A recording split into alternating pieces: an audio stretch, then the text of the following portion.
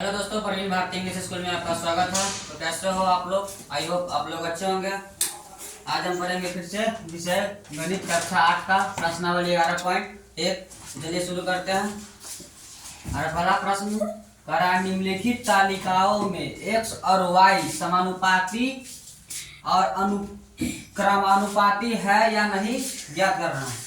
इसमें ज्ञात करना है समानुपाती, यह चित्र में जो हिसाब दिया गया है उसको पता करना है कि यह समानुपाती है कि अनुक्रमानुपाती है। चलिए शुरू करते हैं। समानुपाती होने के लिए क्या आवश्यक है कि x और y दोनों राशि में वृद्धि होने चाहिए, जो इसमें दिख रहा है कि 3 से 6, 6 से 15, 15 से 20, 20 से 30 बढ़ते गया है, और y भी 12 से 24, 24 से 45, 45 से 60, 60 से 20, 120 है जो बढ़ता गया है। और दूसरी शर्त यह है कि x1 और y1 दोनों बराबर होनी चाहिए। और एक शर्त देखने में तो सही है, पर दूसरी शर्त हम एक शर्त यह है कि x1 और y1 बढ़ते क्रम की ओर होना चाहिए। तो यह तो पता चल रहा है कि बढ़ते क्रम में है। और दूसरी शर्त यह है कि x1 और y1 दोनों समान होनी चाहिए। एक शर्त से हमें तो पता चल रहा है कि यह समानुपाती है, लेकिन दूसरी शर्त से हम बनाकर देखेंगे कि x1 और y1 समान है कि न है। चलिए शुरू करते हैं। x1 पहले है हमारा 3 और y1 है 12। इसको काटेंगे, 3 एकम 3 और 3 चौके 12। तो हमारा x1 हो गया 1/4 और x2 है 6 मतलब 6, और y2 है 24। 6 एकम 6 और 6 चौक 24। तो x2 वाला हमारा हो जाएगा 1/4। x3 है 15 और y3 है 45। तो 45 15 एकम 15 और 15 तिहाई 45। 15 तिहाई 45 इधर आ रहा था 1/4, इधर भी है 1/4, ये हो गया 1/3। तो हमें तो यह पता चल गया कि यह हिसाब जो यहाँ पे है दिया गया है वह समानुपाती नहीं है बल्कि अनुक्रमानुपाती है।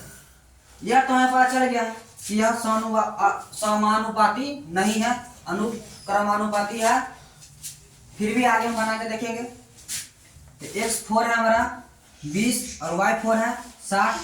तो 20 एकम 20 और 20 तिहाई 60 1/3। x5 है 30 और y5 है 120। तो 30 एकम 30 और 30 चौक 120।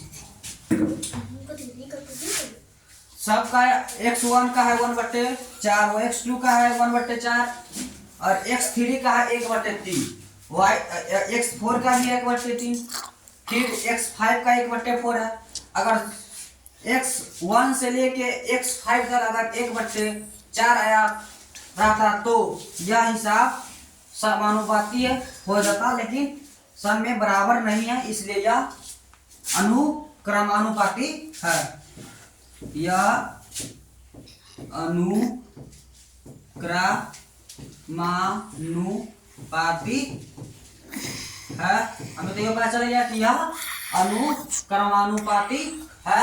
चलिए आगे बढ़ते हैं। इसमें भी सेम कह रहा है कि निम्नलिखित तालिकाओं में x और y समानुपाती अनुक्रमानुपाती है या नहीं ज्ञात कीजिए। क्या है से ज्ञात करना है। इसमें भी सेम तरीका से बनाएंगे कि पहली शर्त x1 और y1 बढ़ती ओर की दिशा में है, तो पता चल रहा है कि 1 से 3, 3 से 9, 9 से 20 बढ़ती की ओर है। और दूसरी शर्त यह है कि x1 और y1 दोनों समान होना चाहिए। पहली शर्त के अनुसार तो यह पता चल रहा है कि यह समानुपाती है, लेकिन दूसरी शर्त के अनुसार बनाकर देखेंगे। तो x1 है 1/1.5 है। तो अगर पॉइंट यहाँ पे हटाएंगे तो यह हमारा हो जाएगा 15। 1 का 1 होगा। इसके बाद पॉइंट हटे मल्टीप्लाई का चिन्ह होता है, मतलब गुना का, और गुना के बाद एक चिन्ह लगाएंगे, ठीक। और पॉइंट के बाद जितने संख्या रहेगा उतने जीरो लगाएंगे। तो पॉइंट के बाद एक संख्या है तो 1 जीरो लगाएंगे। तो 10 में अगर 1 से गुना करेंगे तो हो जाएगा 10 बटे है हमारा 15। तो 5 दूनी 10 और 5 तिहाई 15। तो हमको पता चल गया कि x1 और y1, x1 2 और y1 2। तो x1 निकल गया। अब निकालेंगे x2। x2 हमारा दिया गया 3 और y2 4.5। 4.5 बताया है कि पॉइंट हटने के बाद पॉइंट इसमें से हटा देंगे तो ये हो जाएगा हमारा 45। और जो संख्या दिया रहेगा बताया कि वह उतारना है। उसके बाद पॉइंट हटाएंगे, मल्टीप्लाई का चिन्ह लगाएंगे, उसके बाद एक उतारेंगे। उसके बाद पॉइंट के बाद जितने संख्या दिया रहेगा उतना जीरो लगाना है। पॉइंट के बाद एक संख्या है तो जीरो, तो 10 में अगर 3 से गुना करेंगे तो 30/45, तो 15 दूनी 30 और 15 तिहाई 45, इसका है 2/3।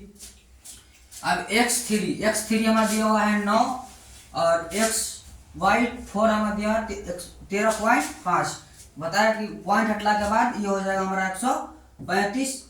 9 के 9 पॉइंट हटा ऊपर, पॉइंट हटाने के बाद वहाँ पे लगेगा मल्टीप्लाई का चिन्ह और उसके बाद एक लगाना। उसके बाद बताएं कि पॉइंट हटला के बाद जितने संख्या अगर आएगा उतना जीरो लगाएंगे।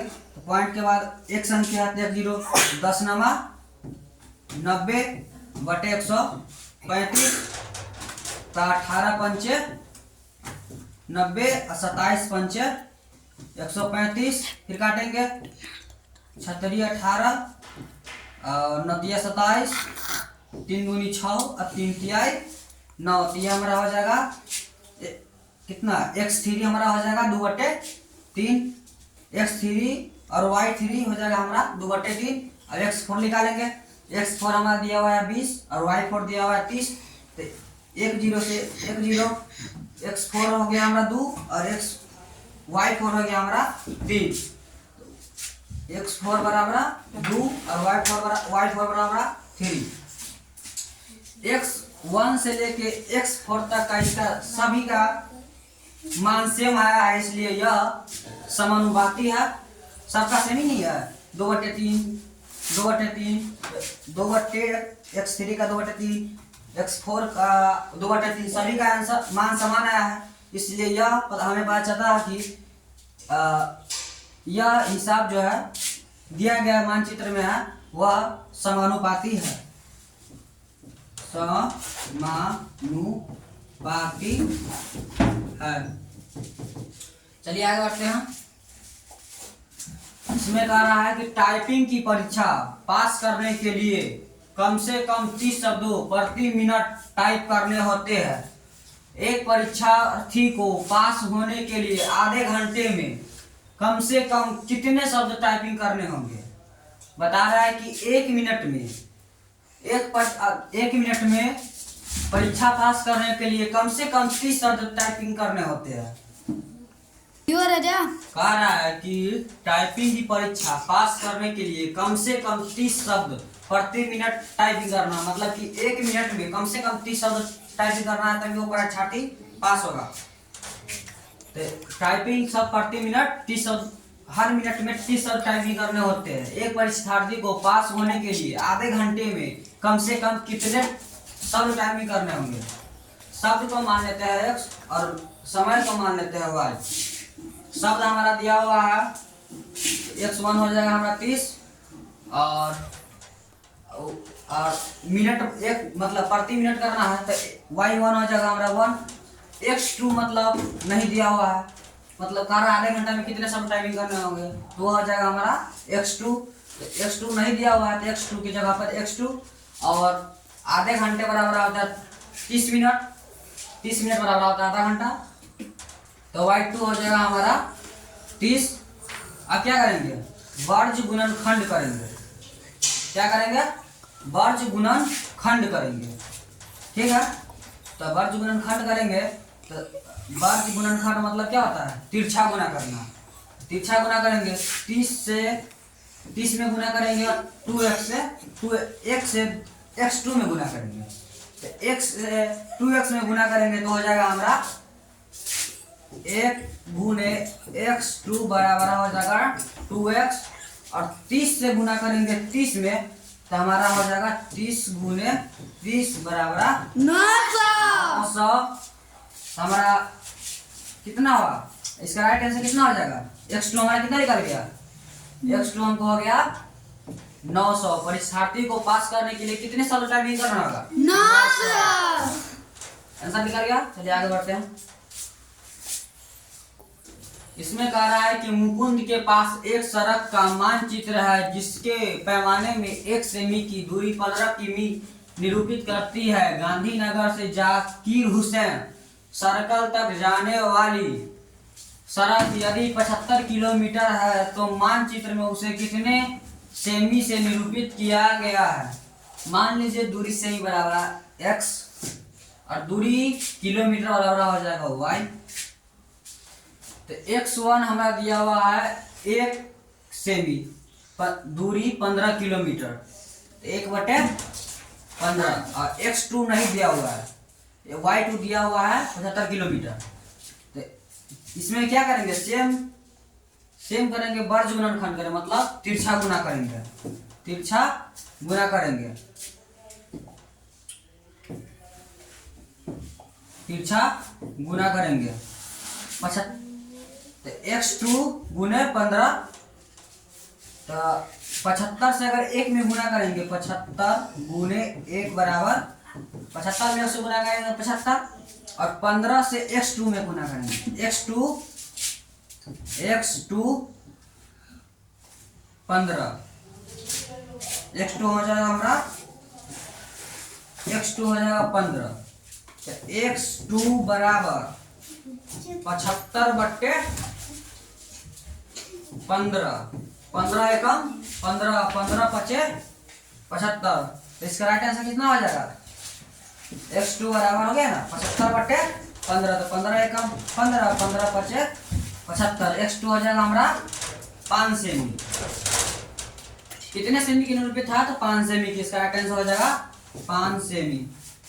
तो वीडियो अच्छा लगा तो लाइक सब्सक्राइब शेयर जरूर कीजिएगा। धन्यवाद।